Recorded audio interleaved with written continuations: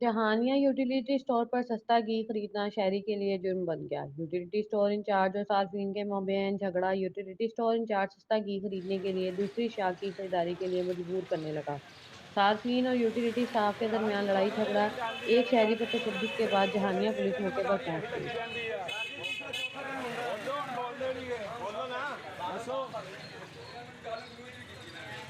जे ਤੁਹਾਡੇ ਨਾਲ ਹੋਇਆ मैं जनाब मेरे को छाती कार्ड मैं क्या छाती कार्ड दिता 2 किलो घ्यो लिया ਇਹ ਪਹਿਲਾਂ 600 ਰੁਪਏ ਦੀ ਪੱਤੀ ਦਾ ਡੱਬਾ ਲਿਆ 600 ਰੁਪਏ ਵਾਲਾ ਤੇ ਇਹਨਾਂ ਦਾ ਮੁਤਾਲਬਾ ਹੈਗਾ ਵੀ 300 ਨਾਲ 300 ਦੀ ਖਰੀਦਦਾਰੀ ਕਰੋ 600 ਰੁਪਏ ਪੂਰਾ ਆ ਗਿਆ 2 ਕਿਲੋ ਘਿਓ ਦੇ ਨਾਲ ਮੈਨੂੰ ਕਹਿਣ ਲੱਗਾ ਜੀ ਇਹਦੇ ਇਸ ਪੱਤੀ ਦੇ ਨਾਲ ਸਿਰਫ ਇੱਕ ਘਿਓ ਦਾ ਪੈਕਟ ਆਏਗਾ ਨਾਲ ਖਰੀਦਦਾਰੀ ਹੋਰ ਕਰੋ ਅੱਛਾ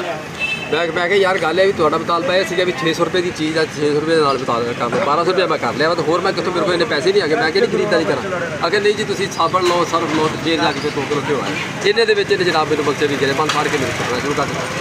ਅੱਛਾ ਜੀ हाँ जी हाँ मेरे मेरे सामने चीज जिस तरह मारिया वो जवान बंदा जी मैं बुढ़ा बंदा उन्हें जाती की थी मेरे बहुत ज़्यादा फिर भाई